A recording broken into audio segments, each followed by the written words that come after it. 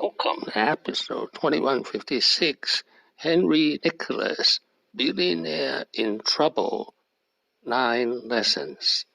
This is an outline of episode 2156, lesson 1 to 5, lesson 6 to 9. Lesson 1, Broadcom, the trillion-dollar company. Excited is that it is the only trillion-dollar company that nobody talks about. Everybody knows NVIDIA, everybody knows Amazon, Meta, but Broadcom is a $1.12 trillion business. Lesson 2, convergence of 3 technologies. DSP, which stands for Digital Signal Processing, VSLI, Very Large-Scale Integration, and Fondry, like Taiwan Semiconductor. In 3, he resigned CEO at age 43. Age of 43, he was a billionaire. Yet his life was in shambles. He was in a lot of trouble. Lesson 4, 2 kinds of troubles, drug and marriage. Here is his mugshot after he was arrested for drug distribution while hanging out with his mistress.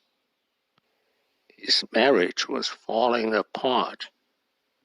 He went through a contentious divorce which lasted 8 years. And 5, buying out of trouble. Hotel room, according to police, but some say $1 million donation and no jail time is a plea deal many others wouldn't get. The pair came to Vegas. And 6, start small. 7, start small. Start part-time for 3 years. He started Broadcom in 1991 with his fellow PhD student, Henry Nicholas, with only $10,000. And he was a full-time professor and a part-time entrepreneur for the first 3 years. And 7, win at all costs.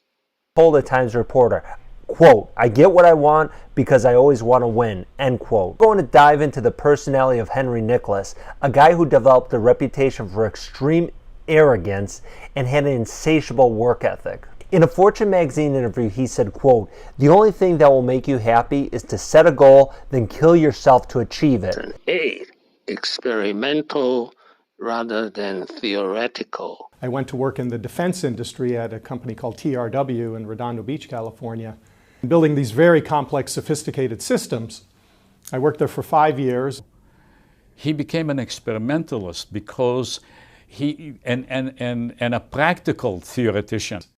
Lesson 9, from military technology to civilian technology. It's taking the technologies, the broadband technologies that were being used in the military, that were being used in other places, no one had the foresight to take those technologies and apply them to everyday use in everyday society. Leave your questions and comments below. In February, in March 2025, I was fortunate to be in magnificent India, birthplace of Buddhism, and the Taj Mahal